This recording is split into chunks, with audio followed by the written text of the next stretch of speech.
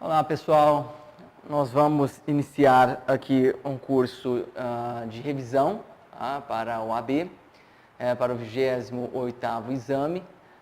Nós vamos trabalhar com todas as peças profissionais, vamos trabalhar com todos os artigos. Então o intuito dessa aula de revisão é trabalharmos, fazer uma revisão de todas as peças, dando dicas do que poderia cair, a atenção que vocês têm que ter no momento de fazer a prova, ao ler o problema, o que pode ser útil dentro da identificação de uma peça. Então esse é o intuito desta aula aqui que nós vamos gravar para vocês. Primeira coisa que a gente tem que ter atenção no dia da prova sempre tem aquela questão, eu vou começar com a peça, eu vou começar com as questões. São 4 questões discursivas, qual é o tempo que eu devo gastar para cada uma dessas questões, para a peça. Questão assim, eu sempre falo para meus alunos, a gente trabalha com a AB desde 2003, eu sempre falo para os alunos que é importante, ao pegar na prova, inicialmente pegar as questões discursivas, passar o olho nas questões discursivas, para quê? Para que você tenha uma ideia do tamanho da questão, se tem letra A, B, C, D, E, F. No momento que você passa o olho nas questões, você já verifica, está cheio de datas, pode ser que tenha ali uma questão de prescrição. Então, pelo menos você saber o que virá no momento que você terminar de desenvolver, elaborar a peça profissional. Então, é isso que eu recomendo, inicialmente, nós trabalharmos, passar no olho nessas questões. Algo rápido e começar a desenvolver a peça profissional. Nós colocamos assim, em torno de máximo 3 horas para o desenvolvimento da peça e 30 minutos no máximo para cada questão discursiva. Agora, é claro que existe aí uma compensação. Se você gastar menos que 3 horas na peça, você vai compensar numa questão. E se gastar mais tempo na peça, vai acabar alterando aí na duração para elaborar uma questão discursiva. Bom, tudo bem, pegou lá o problema, e no domingo, dia 5 de maio, a prova, todo mundo vai estar tenso, é normal, nós vamos pegar lá o problema e a dica que eu dou para vocês, isso eu falo já de experiência desde 2003, que eu trabalho com a OAB, não ler o problema inteiro de uma vez. Porque se você ler o problema inteiro de uma vez, você vai ter que ler a segunda vez, a terceira vez, e possivelmente você vai se ater a um elemento que você identificou, uma nulidade, uma absorção que você identificou, vai ficar preso àquilo e vai deixar de analisar outros vícios processuais que poderia ter naquela peça, naquele problema. Então, a dica que eu dou para vocês? Começou a ler o problema, você leu o primeiro parágrafo, você para, pensa, verifica se não existe uma preliminar, verifica se não existe uma tese de absolução, se não é o caso de uma tese subsidiária. Por exemplo, se você pega lá, de repente falou a idade do sujeito, o sujeito do nascimento no dia tal, a data do fato foi dia tal, para e já começa no rascunho escrevendo. Bom, data de nascimento e a data do fato, verifique se ele é menor de 21 anos na data do fato, se é maior de 70 anos na data da sentença, porque isso influencia num atenuante do artigo 65, inciso 1º do Código Penal, bem como isso influencia num cálculo prescricional, que pode ser reduzido à metade, nos termos do artigo 115 do Código Penal. Então, isso é algo extremamente importante, vocês ir parando e observando. De repente falou, houve uma interceptação telefônica. Para e verifica se existe uma lei específica, existe a lei 9296, que é a lei específica de interceptação telefônica, verifique se está correta a forma que foi desenvolvida aquela interceptação, verifique se o juiz fundamentou a decisão. Então, tudo isso é o que eu estou falando para vocês, nós temos que analisar por partes. Então, não lê o problema tudo de uma vez, porque senão realmente vai ser difícil uma identificação de algumas preliminares que vão acabar passando aí desapercebido por vocês. Muito bem. Então, a gente, começando aqui uma revisão especificamente, eu vou desenvolver aqui uma linha do tempo. Essa linha do tempo, vocês vão fazer a linha do tempo lá no rascunho. Então, no rascunho, vocês vão fazer a linha do tempo. Pessoal, rascunho é para colocar linha do tempo, rascunho é para colocar quais são as teses que vocês vão alegar. Rascunho é a coisa mais importante. A gente gasta em torno mais ou menos de 1 hora e meia para fazer o rascunho. Depois, o que eu faço? Depois é redigir. Pelo amor de Deus, ninguém vai pegar o rascunho e fazer toda a peça bonitinha, depois vai transcrever essa peça na folha original. Não. Tá? Nada também de fazer a lápis para depois passar a caneta. Isso não existe mais. Tá? Muito bem. Então, linha do tempo. Começou falando do problema. Então, teve o fato. Normalmente, quando ele fala do fato, ele fala já até o artigo. É um furto, artigo 155. Pode ser, já aconteceu de alguns exames da OAB, de não falar o artigo especificamente. Pode acontecer? Sim. E aí nós temos que ir atrás. Como que a gente vai atrás disso? Como que a gente desenvolve? Como é que eu vou encontrar um artigo? Bom, pessoal, ou você vai pelo índice sistemático, pega a parte especial, verifica, é um crime contra o patrimônio? É um crime contra a pessoa? É um crime contra a honra? É um crime contra a administração pública? Diante disso, você vai acabar encontrando, pelo bem jurídico tutelado, você vai acabar encontrando um artigo específico. Outro meio se você identificar, houve um furto, vá no índice onomático remissivo, aquele que fica no final do código e procura. Então, são uns meios que a gente tem para poder encontrar. Agora, o índice sistemático, que é pelos bens jurídicos tutelados, ele realmente, ao meu ver, torna-se mais fácil. Muito bem. Houve o fato, de repente falou qual que é o fato, etc. Primeira coisa que você tem que analisar, por exemplo, vamos dar um exemplo do furto. É o artigo 155. A pena de 1 a 4 anos. Pessoal, analisa a pena, verifica a pena mínima, verifica a pena máxima. Se a pena mínima for de até 1 ano, nós sabemos muito bem que deve ser cabível, que deve ser pedido pelo Ministério Público a suspensão do processo. É cabível o sursi processual. Artigo 89 da Lei 9.099/95. Por que isso é importante? Porque se a pena mínima for de até 1 ano, e se o Ministério Público não propôs a suspensão do processo, você vai alegar isso numa preliminar. Vai alegar isso numa preliminar. Por quê? Houve um vício processual. O artigo 89, apesar de falar que o promotor poderá, na verdade ele deverá propor a suspensão do processo, porque é um benefício que é dado pelo Estado.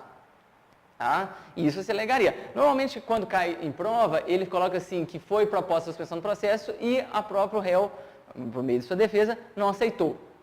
Beleza? Então, nós não vamos falar nada a respeito disso. Outra coisa que a gente analisa é a pena máxima. Pena máxima. Se uma pena máxima de até 2 anos, a competência é do juizado especial.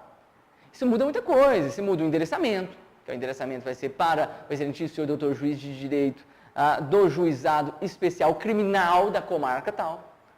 Então, você vai ter que mandar para o juiz do juizado especial. Então, tome cuidado com isso. Isso influencia em que mais? De repente, é o juiz do juizado especial. Fala que o juiz competente, claro, ele não vai falar juiz do juizado, o juiz competente, com pena máxima de até 2 anos, rejeitou a denúncia ou queixa. Cabe o que aí? De repente é uma questão discursiva, é a mesma peça. Cabe o que? Reze? Não. Cabe apelação. Artigo 82 da 9.099, ele fala que da rejeição da denúncia ou queixa pelo juiz do juizado especial, cabe o quê? Apelação. Aí é diferente essa apelação, prazo de 10 dias, é diferente. 10 dias para interposição em razões. Então, muito cuidado, pega a pena máxima, verifica se a pena máxima é até 2 anos. Tudo isso nós temos que analisarmos no momento em que foi dado ali o crime especificamente, que você identificou qual que é o fato. Tá? Verifique também se de repente não existe um parágrafo em que esse parágrafo existe ali uma causa de diminuição de pena. De repente tem um parágrafo, ou até mesmo no final do título, no final do capítulo, que fala é isento de pena. Por exemplo, as escusas absolutórias. Se nós pegarmos as escusas absolutórias do artigo 181, está lá assim, é isento de pena para todos os crimes específicos contra o patrimônio. Então, o que acontece? Onde que eu encontro o artigo 181? Nas disposições gerais, que fica no final do título dos crimes contra o patrimônio. Então, isso é algo que a gente tem que analisar. Tá? Então, é algo que a gente analisa desde o início. Tá bom? Muito bem. Falou o fato. Depois, o próximo passo é o inquérito policial, que a gente sabe que ele é dispensável. O inquérito policial é dispensável. Muita atenção, que se houve o inquérito policial, se houve a investigação, tudo aquilo que foi colhido, esses elementos informativos de autoria e materialidade do crime que foram colhidos nessa fase, o juiz não pode condenar ninguém apenas com esses elementos informativos, porque não teve contraditório. Então, o artigo 155 do CPP, ele é claro com relação a isso, que o juiz não pode condenar ninguém utilizando apenas esses elementos informativos colhidos na fase do IP, do inquérito policial. Tá? Muito bem. Aí depois nós temos aqui o oferecimento da denúncia,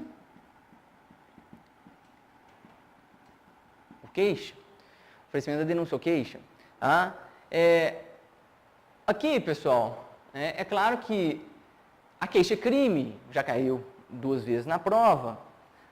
A queixa-crime, ela pode ser cobrada novamente. A queixa-crime, ela especificamente seria identificada nesse momento. A queixa-crime seria identificada no momento em que falou que os fatos são crimes de ação penal privada. Como é que eu sei que um fato é um crime de ação penal privada? Quando você verifica que do fato, fala lá, somente se procede mediante queixa. Normalmente, quando cai em prova, na verdade caiu uma vez só a queixa-crime. Quando caiu a queixa-crime, normalmente cai falando sobre os crimes contra a honra. Porque os crimes contra a honra são crimes, em regra, de ação penal privada, que somente se procede mediante queixa. Então, falou um crime contra a honra, e você foi procurado como advogado para poder solucionar esse problema da ofensa praticada contra a vítima, contra o querelante, você vai oferecer essa queixa-crime. Então, fazendo uma revisão rápida da queixa-crime, como é que funciona essa queixa-crime? Então, a identificação dela é fácil. Verificou o fato, pegou lá no Código Penal, verificou que o fato somente se procede mediante queixa, é crime de ação penal privada, você foi procurado nesse momento como advogado, você vai oferecer a queixa. Bom, a queixa-crime é uma única peça, não é recurso, é uma única peça. Essa queixa-crime você vai endereçar para quem? Aí, atenção, se for pena máxima de até 2 anos, juizado especial. Se ultrapassou 2 anos, vai mandar para o excelentíssimo senhor doutor juiz de direito a tal vara criminal da comarca tal. Muita atenção, se você coloca crime de calúnia, difamação e injúria em concurso, seja concurso material, concurso formal, vai sair do máximo de 2 anos. Aí a competência já deixou de ser do juizado especial.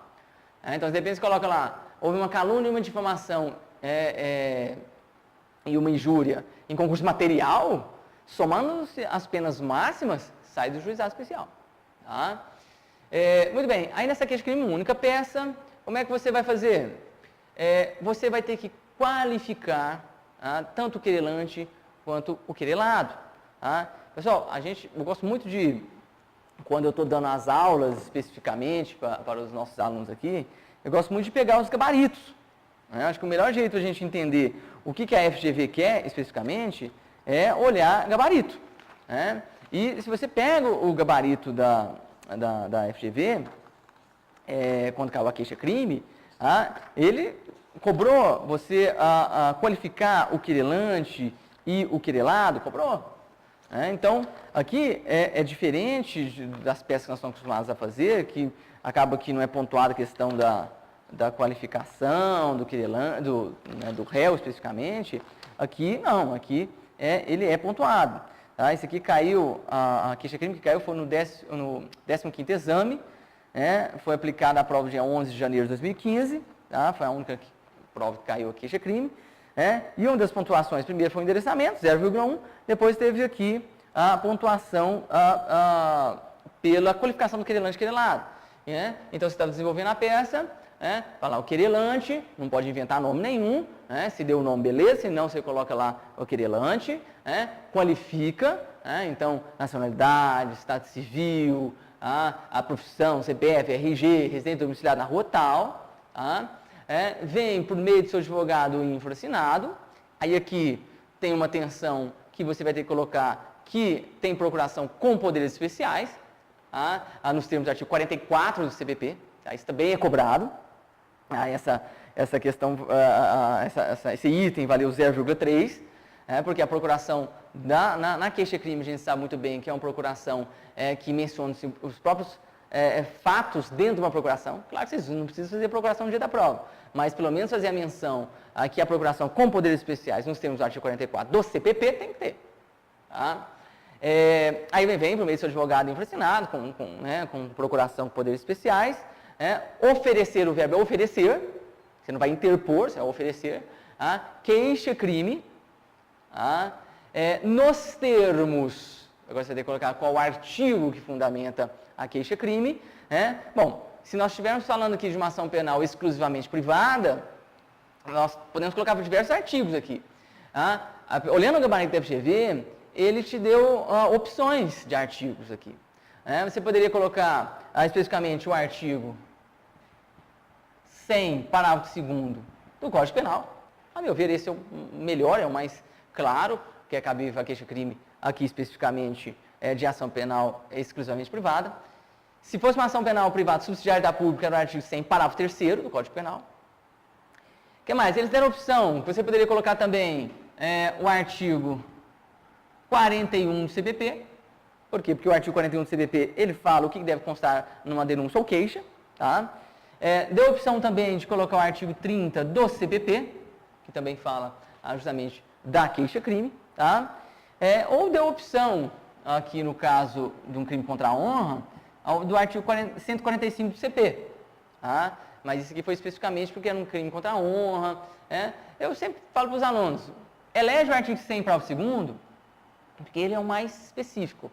Tá? Mas você pode colocar em cima, inclusive no código aí, você pode lá colocar o artigo 41 do CP e o artigo 30 do CPP também. Tá? Então, no gabarito, bastava um desses artigos. Tá? Então, você vai colocar o artigo especificamente. Cuidado, hein, pessoal? Vai colocar artigo 100, parágrafo 2º do CP. Pode escrever CP? Pode. Mas cuidado se você não colocar, sei lá, Código Civil, CPC. Então, a gente sempre recomenda aqui, nesse momento, a gente colocar Código Penal ou Código de Processo Penal. Porque, de repente, o cara quer colocar CPP, coloca CPC. Perdeu o artigo. Tá? O que mais? Aí, então, vem para o meio do seu advogado, oferecer queixa-crime nos termos do artigo tal, em desfavor do querelado. Você tem que qualificar agora o querelado? Sim. Então, do mesmo jeito, qualifica o querelado. Tá? Isso também foi pontuado? Isso também foi pontuado. Tá? Muito bem. Aí só revisando aqui a queixa-crime, a parte dos fatos, conforme eu falei para vocês, a parte dos fatos é algo extremamente resumido, não vai ficar gastando linhas com a parte dos fatos, não é pontuado, tá? Então, assim, não existe uma pontuação específica para a parte dos fatos, 2, 3 linhas no máximo, colocando apenas o que aconteceu. Mas professor, eu sei que tem tanta coisa importante ali do problema que eu poderia colocar na parte dos fatos. Sim, essa questão importante você vai colocar na parte do direito. Muito bem. Então, dos fatos, é um simples resumo do que aconteceu. E aí vem a parte do direito. A parte do direito, especificamente, o que eu vou falar na parte do direito? A parte do direito aqui, pessoal, aqui, mais especificamente para a queixa-crime, nós vamos apontar quais são os crimes que o querelado cometeu. Então, aqui é o momento de você identificar quais são os crimes, como você chegou nesses crimes. Aqui é o momento de nós colocarmos se há causa de aumento de pena, se há agravantes, se há concurso de crimes, se há concurso material, formal, continuado, artigo 69, 70, 71, então isso tudo é algo que nós temos que colocar na parte do direito. A parte do direito é justamente isso. E dica, pessoal? Eu não sei como é que faz a parte do direito, A questão é, começa pegando o probleminha, aquilo que te interessa. Então, você está falando, houve uma calúnia. Onde você identificou a calúnia? Onde na parte do problema você identificou a calúnia? Começa a falar sobre aquela parte, pode inclusive copiar essa parte do problema, e aí você trabalha com a lei, o que diz a lei, e depois você conclui. Então, assim, como a gente desenvolve uma tese? É assim, joga os fatos, no caso o probleminha, a parte do problema, joga o artigo e fundamenta, e conclui. tá? Muito bem. E a parte do pedido? Muito pontuada a parte do pedido, pessoal. A parte do pedido, nós temos que tomar cuidado com o seguinte, tá? Então, diante de todos os exposto, requer-se. Tá? Primeiro, se você identificou que é competência do juiz do juizado especial, eles pontuam você pedir para que seja designado uma audiência de conciliação. Foi pontuado isso. Tá? Então, temos que colocar que seja designado uma audiência de conciliação. Tá? Pessoal, eles pontuaram isso aí, valeu 0,2. Tá? O que mais? Além desse pedido para designar a audiência de conciliação, nós vamos pedir para que seja recebida a queixa-crime. Só o titular da ação penal são vocês. Né? Vocês têm que pedir para vocês ofereceram a queixa-crime, vocês têm que pedir para receber a queixa-crime. Tá? Então, recebimento da queixa-crime. Então, foi oferecida a queixa-crime, você vai pedir para receber a queixa-crime. Depois de pedir para receber a queixa-crime, outro pedido, você vai pedir para citar o querelado. Então, tem que pedir a citação do querelado. Também foi pontuado. Tudo isso aqui foi pontuado 0,2. O que mais? Depois você vai pedir a oitiva das testemunhas, porque nós vamos arrolar testemunhas. Então, tem que pedir a oitiva das testemunhas. Tá? Também foi pontuado 0,2. Tá? Então, porque o próximo passo aqui, então, recebimento, citação, audiência. Depois, o que mais que a gente teria que pedir? A condenação do querelado pelos crimes tais que você identificou. Então, a condenação. Então, a ordem, recebimento, citação, oitiva das testemunhas, condenação. Então, tem que colocar quais são os crimes pela condenação. E aí, pessoal, uma vez que tem uma condenação, você vai pedir para que o juiz fixe um valor mínimo indenizatório. Isso é no artigo 387, inciso 4º do CPP. 387, inciso 4º do CPP. Temos que pedir a fixação do valor mínimo indenizatório? Sim. Na queixa-crime nós temos que pedir. Também foi pontuado 0, aqui foi pontuado 0,4. Olha só a importância, 0,4. Falar na fixação do valor mínimo de indenização e ainda colocar o artigo 387, inciso 4º do CPP. E depois rolar de testemunhas. De novo, dica para a questão de testemunhas. Dê o nome da pessoa, coloque o nome da pessoa. Falou o nome do João. João, vírgula, escreve qualificação. Não precisa qualificar tudo de novo. Agora, se você não colocar o nome do João, colocar no testemunha, vai perder ponto. Vai deixar de ganhar ponto, na verdade. Por quê? Porque tem que colocar o nome do João. Sempre a gente recomenda colocar 3 testemunhas. Então, se é procedimento ordinário, que é até 8, procedimento sumário, que é até 5, sumaríssimo, que é isso aqui, que é do juizado especial, até 3, colocando 3 você se garante. Só cuidado para eles não induzirem vocês a erro. De repente é um procedimento sumaríssimo, que são até 3 testemunhas, e ele coloca 4 nomes. Aí você vai lá e coloca 4 nomes errados, são até 3. Muito bem. Então, essa seria especificamente a queixa-crime. Então, muito fácil de identificar. Caiu uma vez na prova, pode cair de novo. Se cair, tranquilo, beleza. Muito bem. Uma vez que ofereceu a denúncia ou a queixa, a denúncia você não tem que saber fazer a denúncia. Por quê? Porque a denúncia, especificamente, é do Ministério Público que vai oferecer. Então, especificamente, você não precisa saber fazer a denúncia. Muito bem. Se o juiz receber a denúncia, ele pode receber a denúncia ou ele pode rejeitar. Pode ter o recebimento ou rejeição da denúncia ou queixa.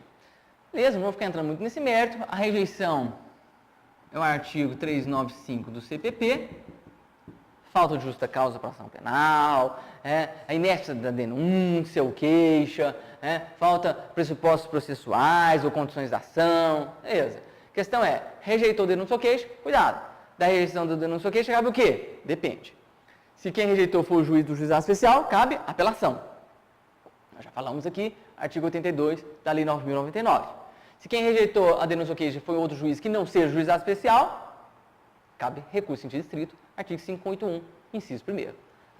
Então, chama atenção se você cai numa questão discursiva. Aí cai na questão discursiva. Letra A, qual recurso cabível? Letra B, qual o prazo desse recurso? Letra C, para quem endereça? Aí o cara foi pensando que era reza e errou tudo. E o pior é que sai da prova falando que saiu muito bem. Então, muito cuidado com isso. Muito bem. Beleza, recebeu denúncia. Do recebimento da denúncia, ele vai fazer qual que é o próximo passo? A citação do réu. Pessoal, eu estou falando aqui, não mencionei ainda a defesa preliminar de drogas, que a defesa preliminar de drogas entraria entre o oferecimento e o recebimento. Não vou falar, né, mais tarde eu falo, daqui a pouco eu falo sobre ela. Houve a citação do réu, para quê? Para apresentar a resposta à acusação por escrito. Pessoal, resposta à acusação por escrito, como é que eu identifico? Muito fácil. Como é que eu vou identificar a resposta à acusação por escrito? Houve o recebimento da denúncia ou queixa, houve a citação e você foi chamado aí pelo seu cliente, você tem que fazer a peça aqui correta, e a peça correta é a resposta à acusação por escrito. Pode escrever resposta escrita, pode escrever resposta à acusação, pode escrever resposta à acusação por escrito, do jeito que vocês quiserem. Tá? Muito bem, então identificação muito fácil após o recebimento da denúncia, tá? Ou da queixa. Bom, nessa resposta à acusação por escrito, qual artigo que eu fundamento? Depende. Depende do quê? Em regra, é o artigo 396 e 396A do CPP. Porém, muito cuidado, porque se for júri, é o artigo 406 do CPP. Procedimento do júri, a resposta à acusação, é o artigo 406 do CPP. Tá? Então, muito cuidado com relação a isso. Tá? Pessoal, é artigo 396 e 396A. Não é só o 396, não. É 396 e 396A. Isso é pontuado. Tá? Muito bem. O endereçamento da resposta à acusação, só relembrando, o juiz que te citou. Mas esse juiz que me citou, ele é incompetente. Você vai mandar para ele. Parece ser uma questão boba, mas assim, já tive alunos que erraram isso. O juiz competente era o juiz federal, mas quem citou foi o juiz estadual, comum estadual. Se quem te citou for o juiz comum estadual, é para ele que você vai mandar a resposta à acusação. Claro que vai ter preliminar de incompetência. Agora, o que você não pode fazer é apresentar a resposta à acusação para o juiz federal, que não está nem sabendo da história. Tá? Muito bem. Nessa resposta à acusação, então, muito bem, o endereçamento para o juiz que citou, o artigo é esse aqui. Não precisa ficar qualificando o seu cliente, sempre tem essa pergunta, precisa qualificar. Pessoal, não é pontuada essa questão da qualificação aqui. Isso é pontuado na queixa de crime. Eu preciso qualificar? Não precisa. Posso colocar já devidamente qualificado? Sim, o Ministério Público qualificou. Eu quero qualificar? Beleza. Nacionalidade, estado civil, CPF, RG, profissão, residente domiciliado na rua tal. Beleza. O verbo aqui é apresentar. Você vai apresentar a resposta à acusação por escrito. Tá? Muito bem. A parte dos fatos, beleza. Resumiu. Pelo amor de Deus, resumir. Não é para chegar e colocar lá uma folha e meia de parte dos fatos. Tá? Reiterando isso. Você vai perder linha. Então, 2, 3 linhas. Tá? Fulano de tal foi denunciado pelo crime tal por ter supostamente praticado fato tal. Ponto. Acabou. Aí, muito bem. Vem a parte dos fatos. Vamos colocar daqui. Aí depois vem a parte do direito. Dentro da parte do direito, 2.1, você vai falar das preliminares. Antes de chegar na parte da absolvição, você vai falar das preliminares. Sempre tem preliminares? Não. Pode ser que não tenha preliminar. Tá? O que são preliminares? Nas preliminares que nós vamos alegar as nulidades.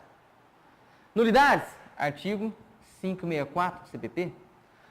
Se tiver alguma nulidade, incompetência do juízo, falta de exame de corpo de delito, omissão de formalidade que constitui o elemento essencial do ato, você vai alegar aqui com preliminar. Cuidado que o 564 tem 4 incisos. Inciso 1, 2, 3 e 4. O inciso 4, ele é muito genérico. Ele fala em omissão de formalidade que constitui o elemento essencial do ato. Você vai deixar para alegar o inciso 4 só se não tiver nada no inciso 1, 2 ou 3. Tá? O inciso 1, 2 e 3 ele é específico. Tá? Então, você vai alegar aqui as nulidades se tiverem. O que mais que eu alego em preliminar? As causas de extinção de punibilidade. A extinção de punibilidade, pessoal, tem um rol exemplificativo no artigo 107 do Código Penal. Exemplo, morte do agente, prescrição, decadência. Tudo isso eu alego como preliminar? Sim. É uma extinção de punibilidade. Também alego aqui como preliminar? Alego como preliminar. Pessoal, pelo amor de Deus, você não vai pedir para anular pela extinção de punibilidade, né? Tem uma extinção de punibilidade? Você vai pedir a extinção de punibilidade. Agora, sempre alerto que na resposta à acusação, houve um erro do legislador, né, que acabou chamando a extinção de disponibilidade de absolvição sumária. Então, numa resposta à acusação, se você identificar uma extinção de disponibilidade, você vai concluir pedindo a absolvição sumária do 397, inciso 4º do CPP. Isso numa a resposta à acusação. Memoriais, você identificou na preliminar lá a extinção de disponibilidade pela prescrição, você vai pedir extinção de disponibilidade. Você não vai pedir absolvição. Você está na apelação, identificou que há uma prescrição, alegou nas razões de apelação lá preliminar de extinção de disponibilidade, você vai pedir o quê? Extinção de disponibilidade. Tá? A única que você vai pedir absolvição pela extinção de disponibilidade é na resposta à acusação. Tá? Por erro do legislador, que confundiu extinção de disponibilidade com absolvição. Tá? Tudo bem? Então aqui, se você identificar, vai pedir aqui a absolvição sumária. Tá? Muito bem, isso você vai alegar em preliminar. Tá? Sempre tem essa pergunta, e se eu deixei para alegar isso aqui, não na preliminar, mas no final da peça, não tem problema, vai ganhar ponto. Não vai ganhar ponto. Tá? Muito bem. Depois, qual que é a próxima tese que eu vou alegar aqui? 2.2 aqui. 2.2. Aqui vai ser a minha tese principal. Na resposta à acusação, a tese principal é a absolvição sumária do artigo 397. O artigo 397 do CPP, nós temos o inciso 1, 2, 3, já falei com o inciso 4º, por erro do legislador, a gente vai acabar alegando aqui dentro da preliminar, mas a tese principal aqui vai ser o inciso 1, 2 ou 3. Bom, o inciso 1, ele fala do quê? O inciso 1, ele fala da excludente de licitude. Então, se tivermos uma excludente de licitude, aí você tem que saber, é legítima de defesa, é estado de necessidade, é exercício regular de direito, é estrito com dever legal, você vai alegar pedindo a absolvição sumária. Por que sumária? Porque é antes do momento. O momento de absolver é lá na frente. O momento de absolver é lá na sentença. Mas está absolvendo antes. Não existe condenação sumária, mas a absolvição sumária pode existir. Tem que estar manifesta essa excludente de licitude. Tá? O inciso 2º fala em excludente de culpabilidade. Salva a inimputabilidade. Salva a inimputabilidade. O que acontece? Esse inciso 2º vai entrar em excludente de culpabilidade. Então, você verificou que há um erro de proibição. Você verificar que há uma inexigibilidade de conduta diversa, que é o artigo 22, uma coação moral resistível, uma estrita obediência hierárquica, tudo você vai alegar aqui, pedindo absolvição sumária. Pode ter mais de uma tese na prova? Pode. Pode ter mais de uma tese de absolvição. Tá? Agora, por que ele tirou inimputabilidade? Porque a inimputabilidade vai aplicar uma medida de segurança, quer dizer, é como se fosse, bem entre aspas, uma condenação sumária. A gente sabe que não é condenação, que é uma absolvição imprópria, mas o cara vai ser aplicado uma medida de segurança. Nem ouviu o cara. Então, tira-se a possibilidade de absolver neste momento pela inimputabilidade. Tá? Muito bem.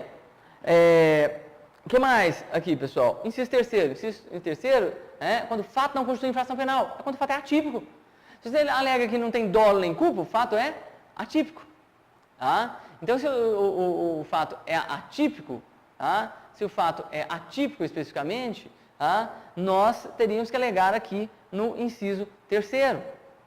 Tá? Então, depende, não tem dolo nem culpa, há um erro tipo essencial que exclui o dolo, e de repente não existe a forma culposa, é um caso de crime impossível. Então, são várias situações que você pode identificar que o fato torna-se atípico. Tá? Então, aqui o inciso 3º. Tá? Muito bem. E não esquecer que na resposta à acusação a gente tem que rolar testemunhas. Temos que rolar testemunhas. Caso o juiz não acolha nada disso, sem dúvida nós teríamos que rolar testemunhas. Então, aqui vem a parte do pedido, do pedido. O pedido você vai ter que reiterar tudo que você pediu, as preliminares, a absolvição sumária, e ter que pedir, caso o juiz não acolha nenhuma dessas teses, sem dúvidas, a rolar, intimar as testemunhas abaixo roladas. Chama atenção só uma coisa aqui, não existe teses subsidiárias porque não existe possibilidade de condenação sumária. Tá? Tudo bem? Vou dar um intervalo rapidamente aqui, e nós vamos continuar agora falando dos memoriais, apelação, revisando também o RES. Tá? Obrigado.